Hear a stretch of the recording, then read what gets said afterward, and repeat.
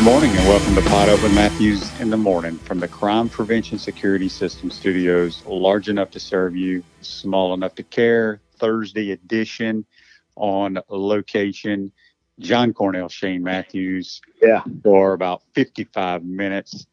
What's up, JC? that's what we got, man. That's where we're at, and it's just another beautiful day over on the coast. I'm sure Gainesville's very similar with the beautiful sunshine. Here's the way I look at it: is that we are just going to have to suck it up for a little longer. I tend to always be a glass half full guy, QB. And I tend to believe that right now we are in that period of time that most of us sports fans and sports, people whose lives revolve largely around sports, that period of time, say after the College World Series, right before the British Open, when Wimbledon starts going, and then July vacations start, where the sports just basically takes a time off. That's basically QB when my sports world goes off. And the year's officially over. It's about when the U.S. Open is finished in golf and the College World Series is finished in baseball. And I don't really care about Wimbledon and I like the British Open, but you watch it at 7 o'clock in the morning. So basically sports goes off until August and we get into preseason football, right? So right now I think we're kind of living that. And I have this feeling that in the second half of the year, largely come June, we are going to be so inundated with good news and with sports coming back into our lives and daily activity. Not to say that the repercussions and the collateral damage of everything that's happened won't be serious, specifically with people who've lost their jobs and so forth. And I'm not trying to minimize that, but we do sports here for the 55 minutes we're on. And so in that world, I think we're going to have quite a second half of the year, and it's going to be great because there's so many options there, QB. Well, I think so. I think, having said what you said, until you go play over the British, over the overseas, JC, you're going to have more respect for that tournament. I used to hate that tournament till I was over there for like a week playing the courses, and it's so difficult. But anyway. No, I'm not saying it's not great. I'm just saying in terms of my entertainment value and the things that I value in terms of the sports calendar, it's okay. It's just, but I mean, my gosh, it's on at such an odd time during the day for me that I basically just record it and watch it later. And then, I'll hear during the day what happened, and sometimes I just won't even care. But for me, the sports calendar ends after the College World Series, the College Baseball World Series. And I basically start going into vacation modes and doing other things like that until we get to football season. And right now it kind of feels like that for me, being over here, being in games, wherever you are, nothing's really going on in sports, right? And that's kind of how it feels like for me during the summertime because I get so eager for college football. And in this case, I'm going to be eager for anything. I'm going to be eager to walk outside and see people and give them hugs and do things like this. No hugging, JC, no hugging. Well, I'm talking about when things start to fizzle out. And when I talk about fizzling out, I'm basically talking about the coronavirus. And I've got some statistics and some perspective for you if you'd like me to bring it out to you here right now, QB. Sure. Give us your stats. Yeah, let me give you some things here to consider when we're talking about the coronavirus. So far in the United States today, at this point, we've had approximately 432,000 nationwide coronavirus tests.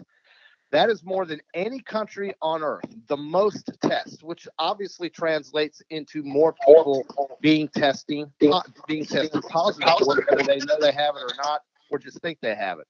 Well, of all those 432,000 some odd nationwide tests, 56% of all of the coronavirus cases, which, by the way, came from China's coronavirus. But 56% of all those cases are in New York City, Westchester, Long Island, which includes Nassau and Suffolk counties. Okay, so basically 44% of this is in the rest of the country. 56% in the New York City metropolitan area for all intents and purposes. Westchester, Long Island, New York City.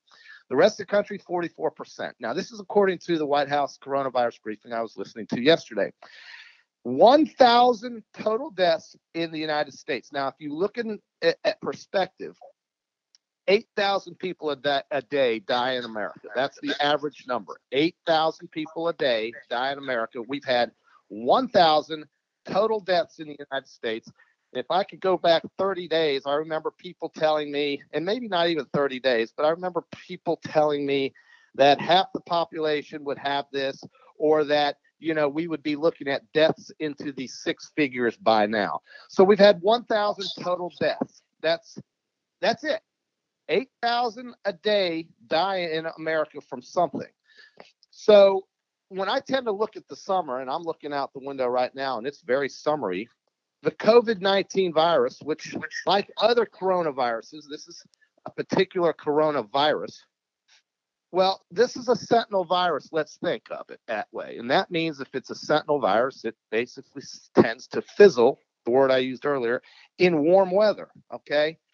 A lot of people will be walking around when it gets warmer and the trees start blooming and the plants start doing what they do with their seasonal allergies. And that will disguise itself as a coronavirus, perhaps. And people will start freaking out like, oh my God, the seasonal allergies I've got, I must have coronavirus and get tested, so forth. So when you look at and you wrap this all up, in New York City, 0.8% of the people die from coronavirus. 99.2% of the people who know they have it are fine at some point, including Sean Payton, who, by the way, has said after learning he had it a week or so ago, he is cleared of it. But at any rate, not to divert, 99.2% of the people who know they have it have it. 8.8% of the people who know they have it die. But that's not really accurate because there are minor cases of people who don't get tested who actually probably have it as well, but they're not symptomatic. So we really don't know what the death rate is. So all of those figures that you get about death and about mortality and all of these figures about all the people who we think are going to end up getting it, like half the population, which is utterly ridiculous because that's about 150 million or 180 million people. Okay, we don't know any of that. And it's likely not going to be the case.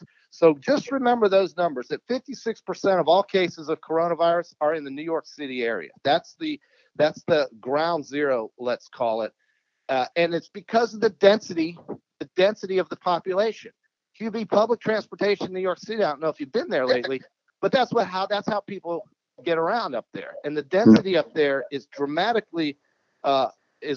compared to places like Los Angeles or Chicago, a little bit more spread out, and certainly flyover states in the Midwest and so forth. So this is why I look at these numbers and I think, at some point this is going to start to subside and we're going to get back to some sort of normalcy.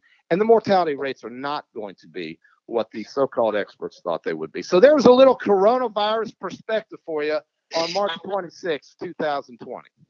Well, that's good stuff. I do agree with the seasonal allergies. I mean, there's so much pollen in the area right now that, you're going to be sneezing and coughing and stuff like that, even if you do take your medication. So sure, absolutely. You're one of those prime examples. I mean, you're always rubbing your eyes and everything. I remember looking at you all the time. You look miserable, and it's like, my God, the QB is dying over here. But all you got is these little allergy issues. That's right. Yeah. So, I mean, that's the thing. People are going to freak out. They're going to start sniffling. They're going to start with watery eyes or scratchy throats. And they're going to immediately assume, oh, my God, I have to get tested. And to me, I understand the fear. I do. But I want people to understand the numbers. The numbers just don't equate to something that I think should shut down and destroy the economy or our lives in general. Now, does that not mean we shouldn't be taking dramatic efforts to try to curb this? No, it doesn't mean that at all. And I think that's what we're doing, and it's the right thing to do.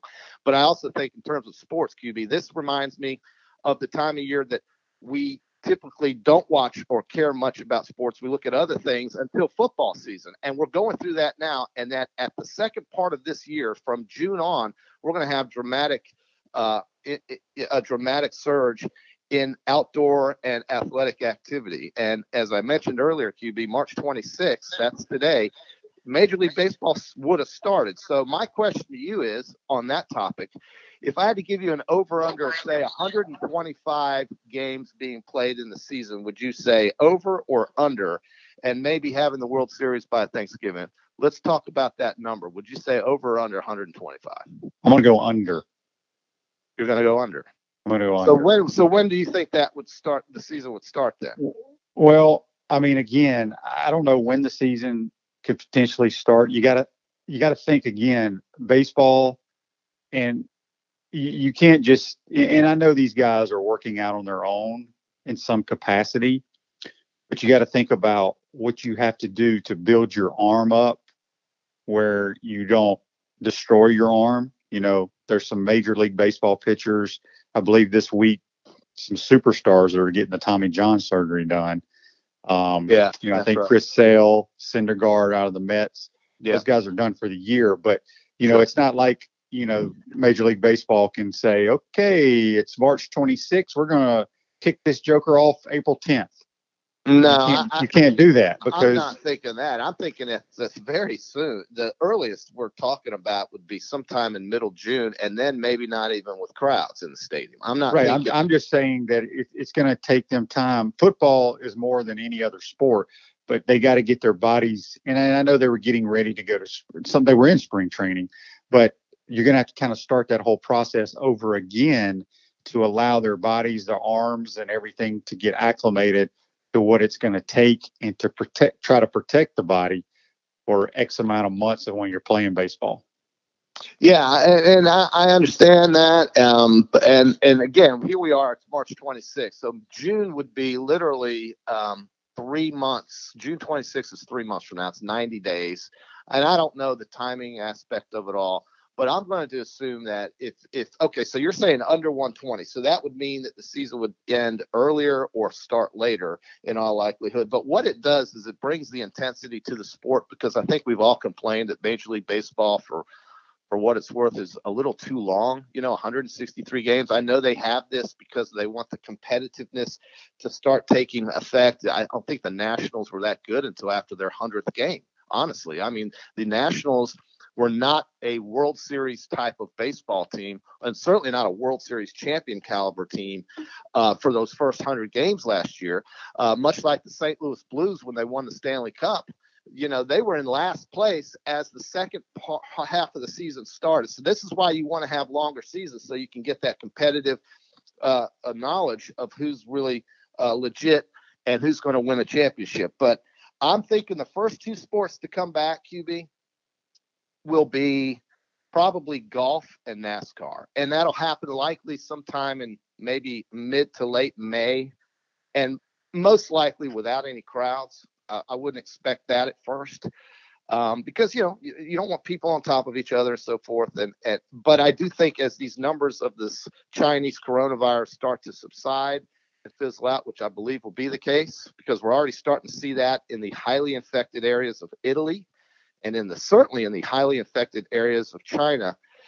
Because of that, I think eventually, we're just behind the curve to those countries, but at some point we'll get to where they are, and those numbers will start to subside. As that happens, you're going to see things start to slowly creep back to normal, and maybe not in terms of congregation or population congregation or communal type of activities, but you're going to start seeing organizations come back online.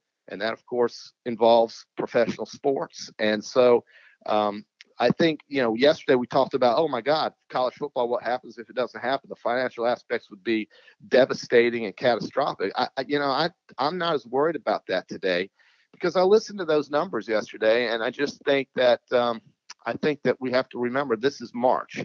And I do believe 6 months from now, things will be normal. Or Yep, you're listening and watching Hot Up Matthews in the Morning from the Crime Prevention Security System Studios.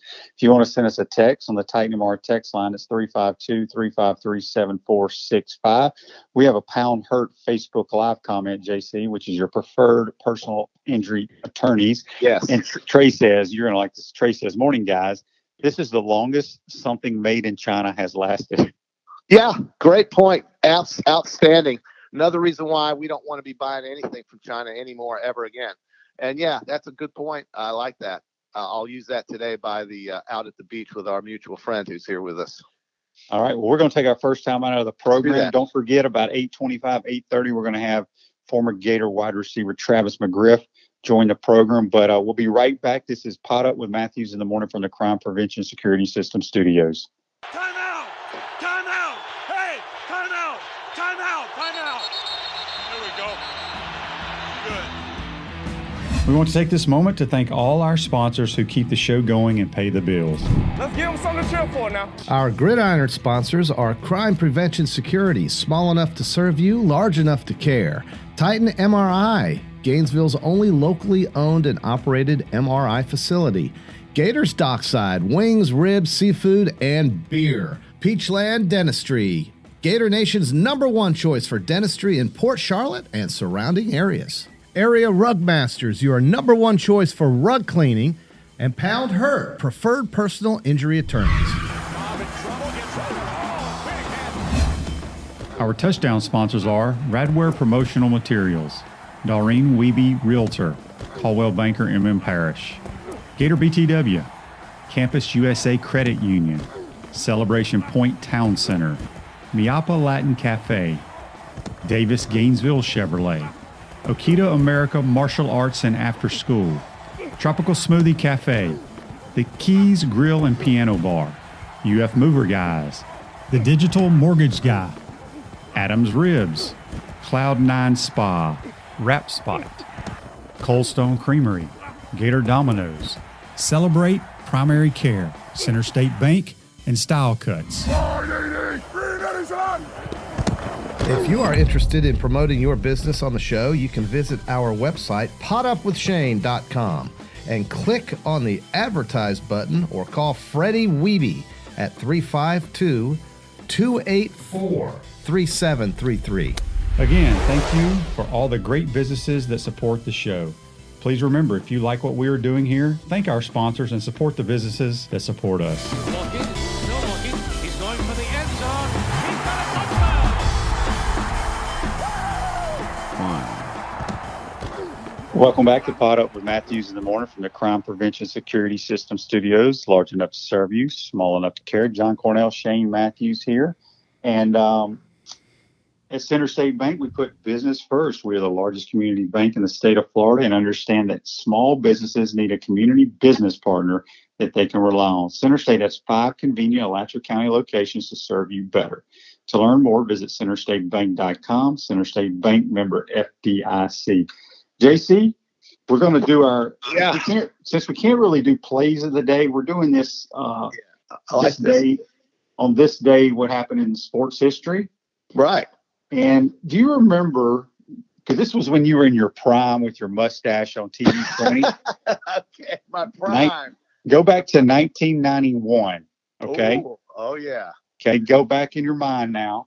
I'm Do there. you remember where they moved or they started the World League of American Football? Oh. And there was a team in Orlando called the Orlando Thunder. The Coached Thunder. who coached them? Do you know who coached them? I would recognize the name, but I can't think of it offhand. Okay, now. before I tell you, Okay. today's play of the day, which is brought to you by Area Rug Masters, receive a BOGO rug cleaning when you mention the code Shane or JC. Call them at 352-448-5999. Okay, well, Galen Hall was the head coach. Okay, sure. Yeah. Do you know who their quarterbacks were? What What kind of sports reporter were you at TV 20 if you don't remember these type things? Well, how about Kyle Morris? No, it would have been Scott Mitchell and Kerwin Bell. Oh, Kerwin Bell. Okay. Yes. Okay. So anyway, long story short, in 1991, on this day, March 26th, the Orlando Thunder beats the San Antonio Riders in the first World League of American Football game, 35-34. I'll be darned. Well, Remember those uniforms? They had those like bright green and blue. with the lightning bolt in the hand going through, holding the lightning bolt on the helmet. Is that? I can't remember what the helmet looked like, but I just remember those. They had those lime green jerseys. Yeah, it's just absolutely sickening. And I'm not sure if Kerwin quarterbacked that game or Scott Mitchell. Scott Mitchell, a lefty, yeah, big tall lefty. But I think it was Scott Mitchell. But I do remember that, and I do remember. I think their helmets had like this ridiculous logo of a fist holding a lightning bolt in a circle, and maybe I got that confused with another team, but I think that was the Orlando Thunder. Look, I think every time we try these offshoot football leagues, they start off with a bang, and then eventually. Well, okay. that was through the NFL. That was the World League. The World League was they used to have it over in Europe. Yeah, the London Monarchs. Yeah, they had all those teams, and then the Frankfurt Galaxy and all those guys. How about the Houston Gamblers? I think the Houston Gambler, Jim Kelly, right? No, that was in the USFL. Oh, you're right. Sorry. Okay. They all flow together. To me, they're all kind of like the same. Who was the Jacksonville Sharks? Wasn't there a team? They were the Jacksonville Sharks. I want to say they were part of the USFL. Or that was the Jacksonville Bulls. Right. There was a Bulls. But there was. Oh, the Jacksonville Sharks they're an arena team. They were. They are. They're still in existence. Well, maybe they are. Okay. Well, and then the Tampa Bay Bandits, that was USFL. I know that. So, yes, and so we have someone chime in on Facebook Live comment brought to you by Pound Hurt, your preferred personal injury attorney. Todd says that's where the helmet cam was introduced in the World League of American Football. Amazing. Yeah. Okay. Gotcha. The Frankfurt Galaxy. JC, I just said that. That was the European World League. Oh, well, okay. I didn't hear you say that. Sorry. Okay. Yes. Okay. Frankfurt Galaxy? Yes, okay. It was part of the World League, the NFL Europe World League. Okay, gotcha. All right. Well, back to like real leagues. QB, what would you think if the NBA started next season on Christmas Day and stayed with it? What would you think of that? Would you like that? Would that be a great idea, you think, the NBA? No, because they start like before Halloween, and I think that's good. No, that's terrible. That's in October. Why? Because everybody's watching football and nobody cares. Ain't nobody going to care when it starts on Christmas. Everybody already watches their games on Christmas Day. They have about six or seven games. I think if you started the NBA on Christmas, you would have a real boost because football is starting to wear down or end the season. And then you would own the summer months in the NBA. You'd have all the viewers. You wouldn't, and I think – starting it in October, I don't know. I think this is going to force some decisions though with structural change maybe in some of these leagues, and then maybe it won't. But I don't think you can have the NBA play this summer and then crank it up in October again. You're going to have to start it at Christmas time, and maybe this will create some change that I think would be good for the league. I don't think starting in October is good at all for the league. I like it in October because it gives you something else to watch. If if there's nothing on. Because once you get into October, there's nothing on TV except on Thursday nights and Saturdays. It gives you something to watch on a Monday, Tuesday, Wednesday if you want to watch sports. Well, you got what on Monday, Tuesday, and Wednesday? NBA. I mean, in October, November. It's so early. I just don't know if anybody truly cares at that point. Well, when you walk into your sports bars, what's on TV?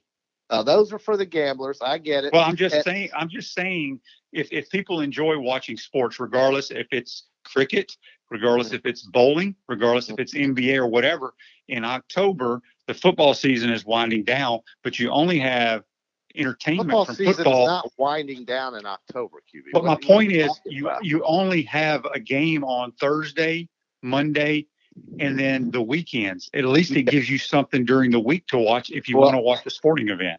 You obviously don't like Maction. Maction happens. That happens on Tuesday nights, and it's Wednesday. It's late in the year, but there's some people, JC, I prefer college football over professional sports. When you move up north of the country, nobody up there cares about college sports. All they care about are professional sports. So it gives them something to watch with the NBA going on.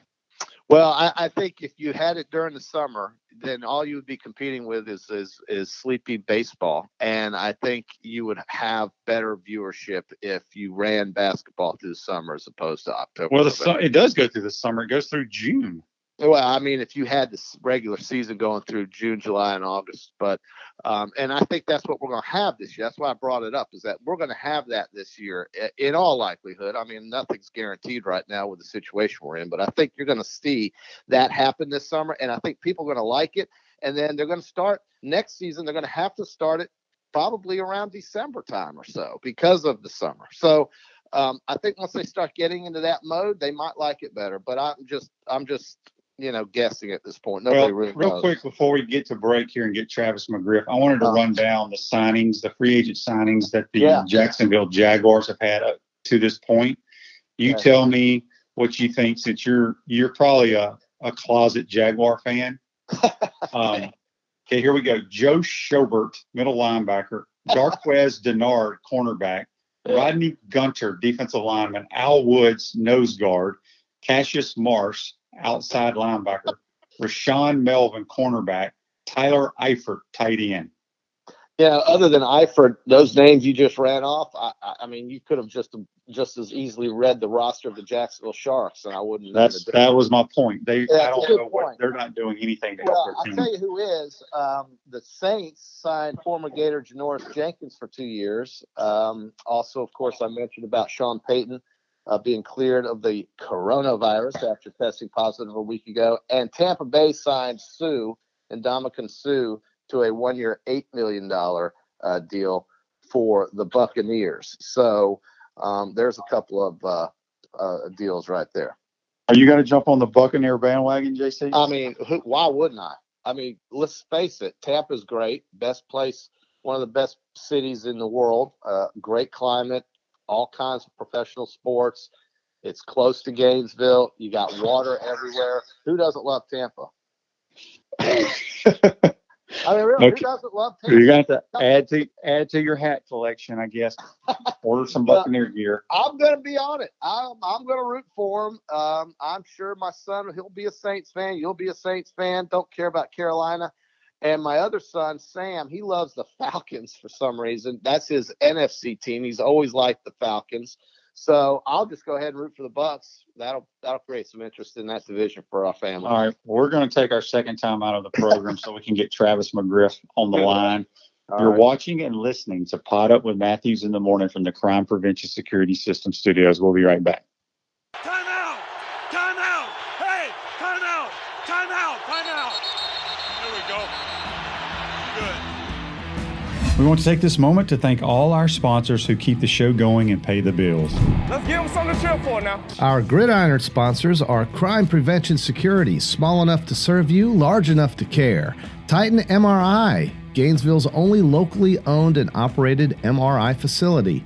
Gators Dockside, wings, ribs, seafood, and beer. Peachland Dentistry, Gator Nation's #1 choice for dentistry in Port Charlotte and surrounding areas. Area Rug Masters, your #1 choice for rug cleaning. And Pound Hurt, preferred personal injury attorneys.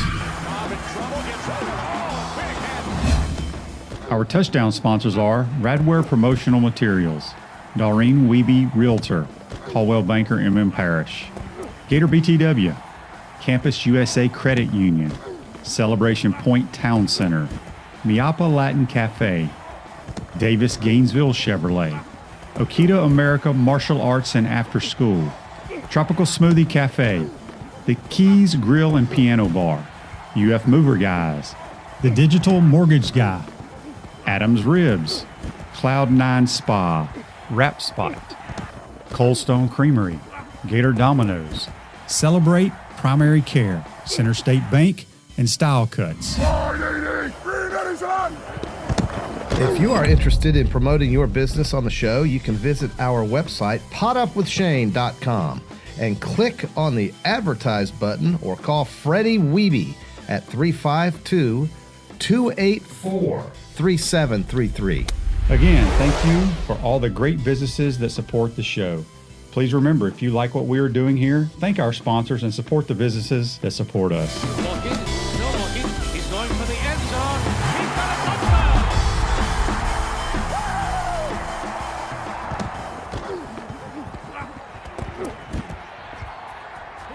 Welcome back to Pod Up with Matthews in the Morning from the Crime Prevention Security System Studios. Large enough to serve you, small enough to care. John Cornell, Shane Matthews.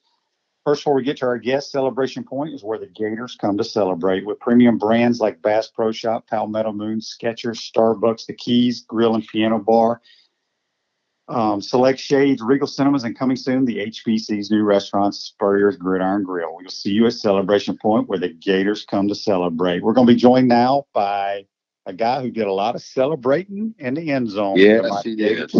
On the Titan MRI hotline, we're joined now by former Gator Travis McGriff. Travis, how you doing, buddy? I'm good, guys. How y'all doing? Hey, Travis. Doing good. John Cornell here. Excuse me, Travis. First, let's talk a little bit about your career, and then we'll talk about what you're doing now. You're a Gainesville boy, grew up, went to Buchholz for a little bit, then transferred over to PK Young. Long line of McGriff's playing for the Orange and Blue. Was there ever a doubt that you were going to be a Florida Gator, or in the back of your mind, did you think about leaving town and going somewhere else?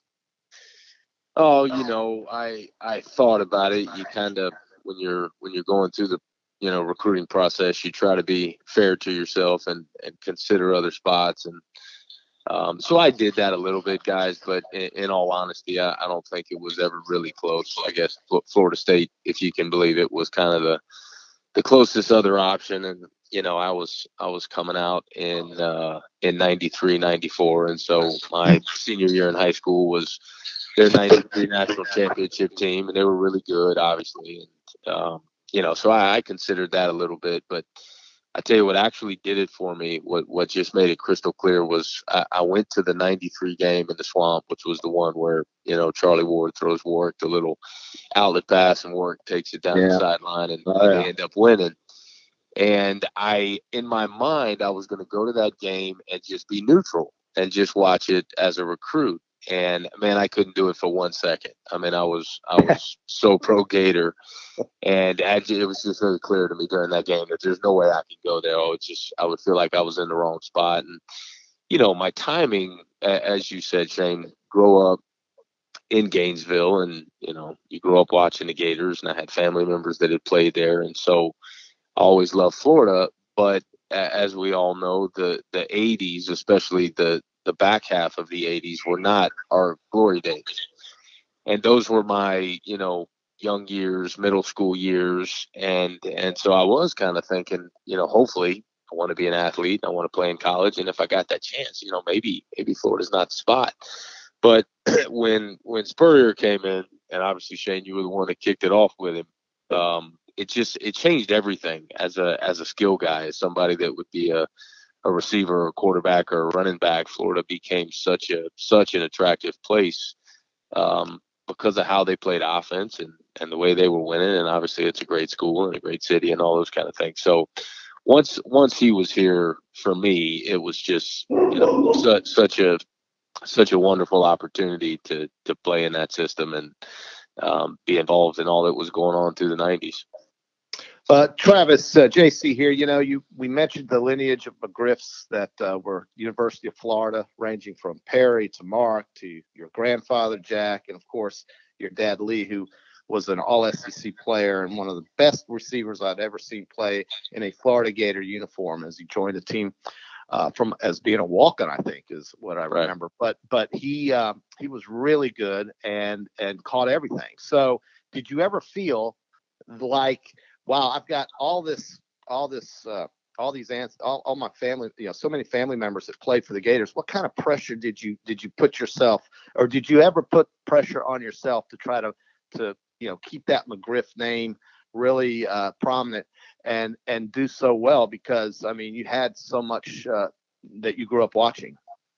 Yeah, it's a good question, John. I think the way everybody would handle a situation like that, is probably a little bit different. I think your own personality plays into it a little bit, but I really never did. Honestly, genuinely never ever felt any pressure to do it. I think I just always wanted to do it. It was something that I took a little bit of pride in, and I just wanted to do it for me, not because I wanted to, be part of any specific family lineage or anything like that. And I think in my own house, Perry and Mark are cousins, and Jack, as you said, Jack ran track. He wasn't a football player. Right. And so Jack was my dad's dad, my grandfather.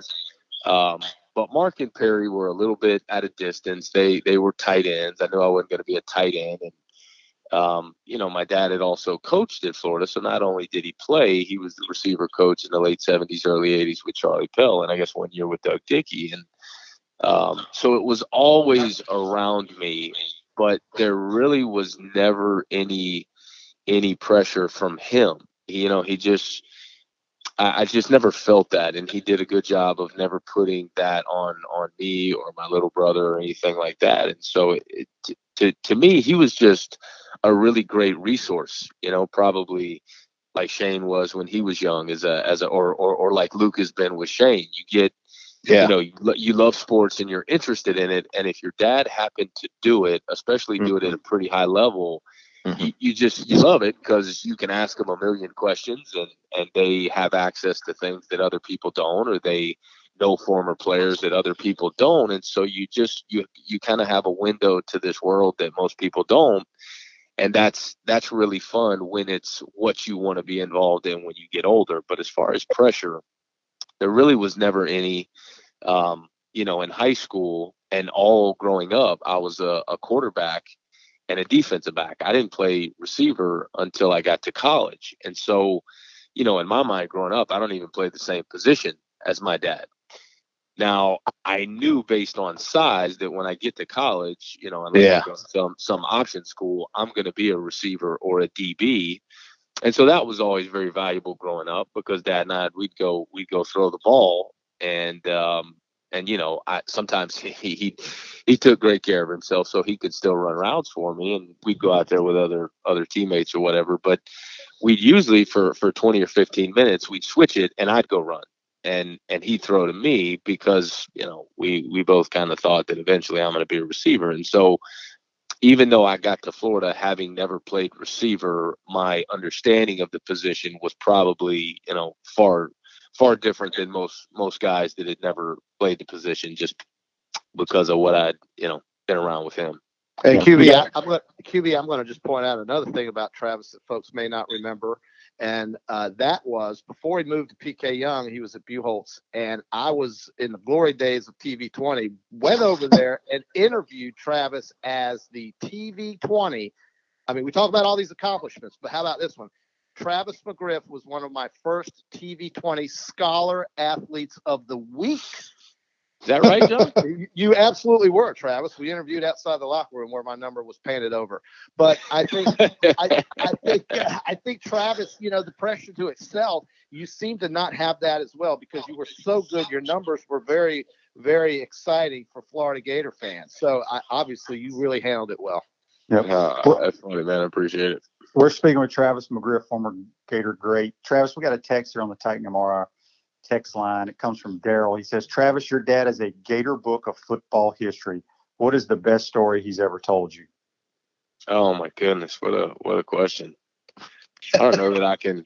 That might be impossible to answer, Daryl. There's so many, but what Daryl's saying, a book of history, it's kind of true because so my dad, he's born in Gainesville, raised in Gainesville, and as John mentioned, his dad, Jack, is very much tied to UF, ran track at UF, actually taught at UF for a little while.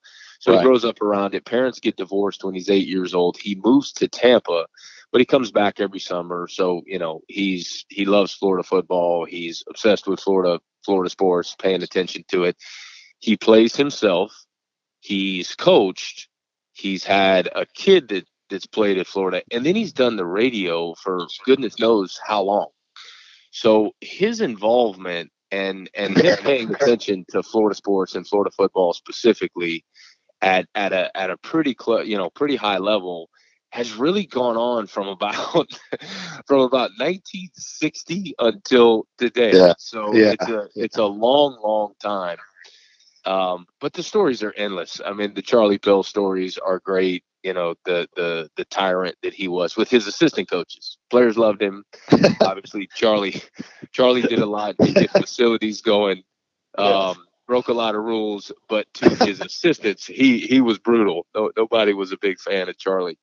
And then he's got Spurrier stories, he's got radio stories, he's got all kind of stories about just players and perspective on players through the years. So it's he could write a Gator book and it'd be a pretty good one. No doubt about it. Travis, one of my favorite stats, and I'm starting to become a stat guy because the guy we played for loves stats. He sure did. So I want you to, I don't think people realize this, but we've had so many unbelievable receivers come through this program. But you have the single season all time receiving yards record here. Talk a little bit about what that means to you, but how, what Coach Spurrier did for the receivers. I mean, for a time there, some of the teams you played on, there was 5 and 6 deep that could, that should be catching 10 balls a game. Yeah. How did he go about, making sure everybody was okay spreading the ball around? Yeah. Well, Shane, I mean, as well as anybody, in that offense, everybody was eligible, as he would say. And he didn't, sometimes it could play out this way, but in theory, he didn't want to feature one guy. He wanted you to have to defend everybody. And we had such a run of talented guys. I mean, Shane, you had a good crew. Willie was probably your best. You had Ernie your sophomore year, and so you definitely had good guys. But then once we got to the mid 90s, it just seemed like it was 4 and 5 and 6 deep. I get there and there's Jack Jackson and there's Chris Doring and there's Riedel Anthony and there's Ike Hilliard and there's Jacquez Green and there's me, and then the back half of my career, there's Quez is still there, and there's me, and there's Travis Taylor, and there's Daryl Jackson. And then after we leave, it's Jabbar Gaffney and Riche Caldwell and Taylor Jacobs. And so it's just a run of, really good players that were very productive. Most all of them played in the NFL for a while. And, Shane, as you remember, when we would put the game plan together for the week, he'd be putting it in on Monday, or we'd start it on Monday and really get into it Tuesday. We would do our formation teams. And so every week you'd get these sheets, and he would explain to you on those sheets what spots you're playing. So in 1 week, in base personnel, where it's 2 wides, 1 tight, 2 backs, I'm the X. And when we go 3 wides, I'm the Z. And when we go 4 wides, I'm the Y, because he wants to move me inside.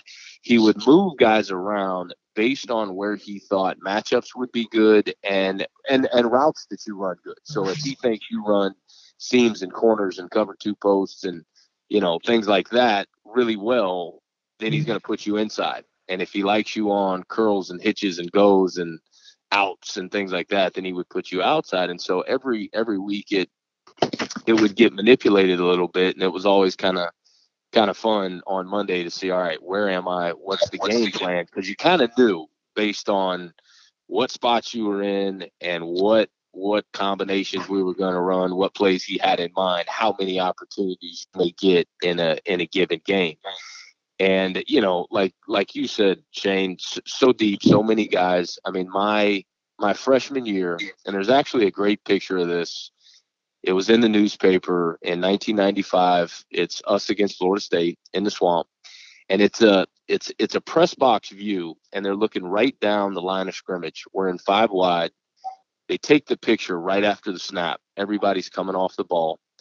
And it's fun to go back and look at it, because when you look at the personnel on the field for us and for Florida State, it's an NFL game. And the 5 wides are myself, Ike Hilliard, Riedel Anthony, Jacquez Green, and Chris Doring.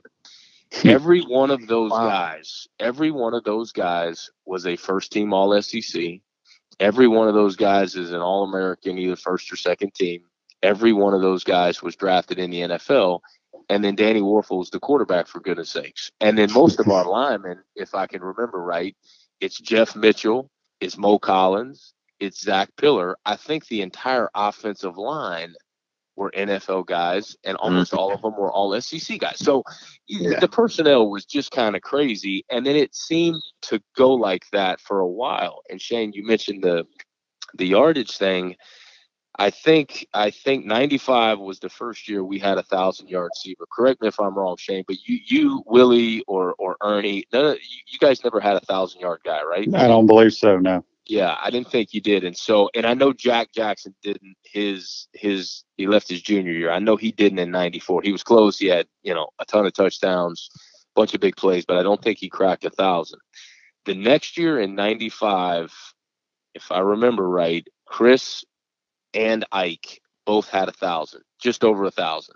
Chris caught like 70 balls. Ike caught like 57. Both of them had a slew of touchdowns. I think that was, Chris's big touchdown year, and Ike was right behind him at like 15, something crazy. And then the next year, Riedel has a 1,000-yard season and a big one, like a 1,200-yard season. All American year, incredible year, '96. Obviously, that offense was great. Mm-hmm. Quez does it the next year in '97 at 1,000. I do it in '98 and break the record. And then in '99, Daryl Jackson has 1,000. In 2000, I think Jabbar Gaffney hit 1,000. So it was just crazy. All of a sudden, everybody's just going on a run year after year after year. And the offense evolved a little bit. I stopped this monologue in a minute, but the offense evolved a little bit from when Shane first got there. The personnel was really good, but if we're both being honest, Shane didn't quite have the same personnel and quite the same weapons as say Danny did or Rex did once we got into the mid or late '90s. And so the offense was really good, and we would certainly attack deep and hit deep stuff, but we'd work a lot of intermediate stuff, a lot of checkdowns to the backs. I mean, goodness knows how many balls Red caught from Shane.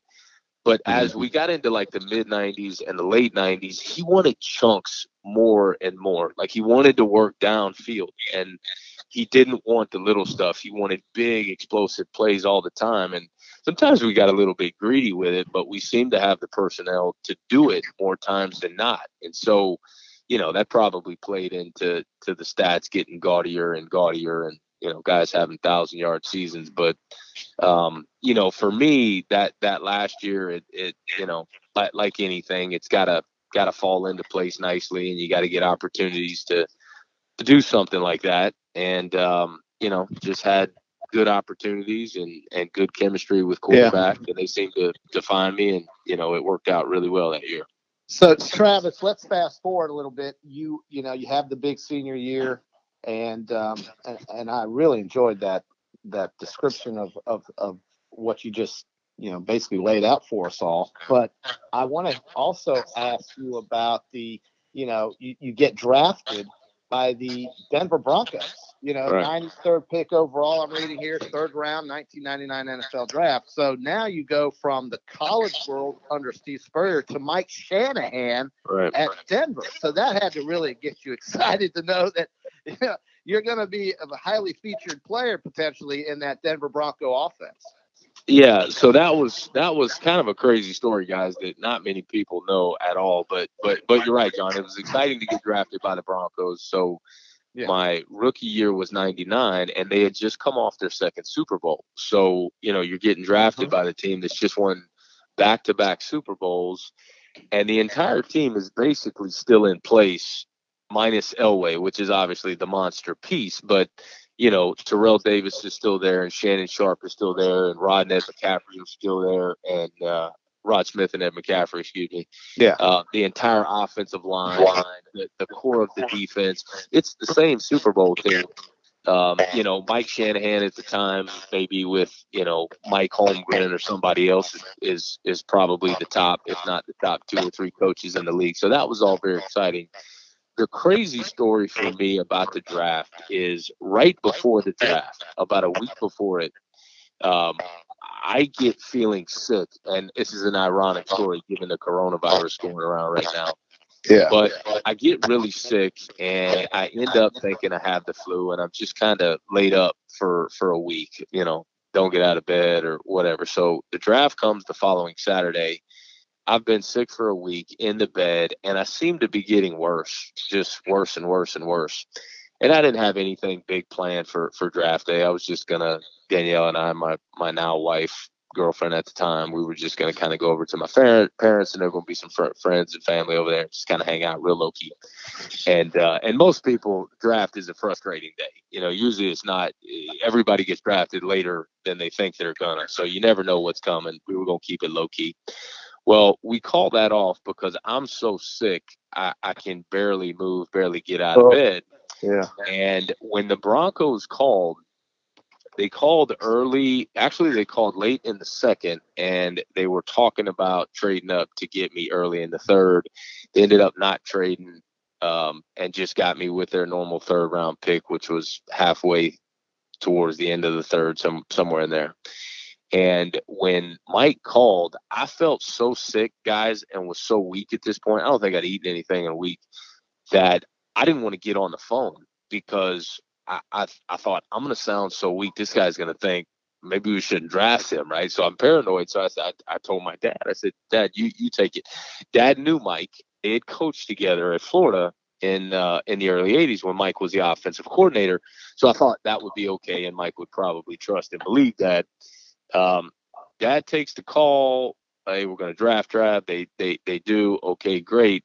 Guys, 10 minutes after that, I go take a leak, and this is too much information, but I go take a leak in the bathroom, and I'm peeing blood. Oh, So we're thinking, what in the world is going on? I go to the hospital. I'm in the hospital for a week it took them a while to figure out, but it was this weird combination of like mono and Epstein-Barr. It was brutal. So I get out of the hospital a week later. I'm 153 pounds. I've lost 35 pounds, oh. and Wow. look like a skeleton. And so, as Shane knows, when you get drafted, you usually go right out to meet the media, and then there's a mini camp immediately after. And I missed all that. And then we had like a mini camp 6 weeks later. So I get out of the hospital. I'm 30 pounds underweight, can barely run. Obviously, I'm not a big guy by nature, so I better be able to run, and I better not be 150 pounds when I get to camp. So it's kind of this mad scramble of trying to get in shape again, trying to put some weight on, trying to get my legs under me so I can run. And I get out to the first mini camp, and I'm functional, I'm playing, but I'm nowhere near myself. And they're probably thinking, what in the world did we draft? But I'm getting through it. And you're lying to yourself saying, I'm all right. I'm all right. I'm not that bad. I'm close to normal. And I'm probably, I don't know, 70% of normal. So we go through that mini camp. Go ahead. No, we're listening. Oh, I thought you said something, JC. No. So we go to that mini camp. I get through it, go back to training camp, and get through it. Make the team. And looking back, I have no idea how I got through that training camp, because back then, unlike now, it's 2-a-days, it's padded practices. Both practices for 6 weeks. It's a real old school 2-a-day training camp. So I get through it, again, nowhere close to myself. And I don't start feeling like myself until about halfway through my rookie year. And then, I'm starting to get my legs under me again. So the point of that story is, you talk about the excitement of being drafted and playing for the Broncos, given their recent success. I was just trying to survive based on what I'd gone through, the whole euphoria of getting a shot in the NFL and feeling good when you first come in and feeling like yourself. Those were foreign things to me. I didn't get to experience that, because I was just trying to get through my rookie year. And then once we got to the off season and I was able to train normally and feel good, then getting back to my second year was fun, because you kind of felt like yourself again. But it was quite an interesting ride, those early stages with the Broncos. Well, Travis, we're cut short on time. We're going to have you on again, because there's got a lot of questions I got to ask you about your acting career, about your insurance business, about your running up scores at the boys club on other teams. So we're gonna have to have you back on here in a couple of months, if you don't mind. But we appreciate you joining the program today. Yeah, anytime, man. I'm sorry I got long-winded on you. No, but Travis, anytime. we love the stories, man. It's good stuff. Yeah, we'll have to. Like I said, I want to talk to you about your acting career that you had, your brief acting career. A lot of people aren't familiar with that, and then talk about you coaching your kid and all that good stuff. But yeah, we appreciate you joining us, my man. We'll talk to you soon. All right, man. See you guys. All right, Travis. That's Travis McGriff, and he's in some football movies. JC, you're not aware of that, are you? Well, I mean, he's a very sharp-looking fella. I'm just going to tell you, he's the camera is good for him, and certainly it's really cool to hear these stories. I mean, how he got through that minicamp, it's just amazing to me, and that must have been really difficult. Yeah, he's got some great Spurrier stories too that we'll have to get him on, and Sure, we're going let's to get get him him on on. for the full. We're going to get him on for the full 50 minutes next time. Well, I tell you what, I enjoyed that. I really like the guy, and I think he's got a lot to add, and certainly we'll have him back. Yep, we'll be back tomorrow with Chris Doring from the Here's SEC another Network. guy. Oh, yeah. He'll be joining us. We probably need to give him about 50 minutes as well. But today's show is a wrap brought to you by Wrap Spot, a vehicle wrap from Wrap Spot will give your business years of brand recognition and increased sales. Call Wrap Spot today. Hey, folks, be safe out there. We'll see you tomorrow. You bet.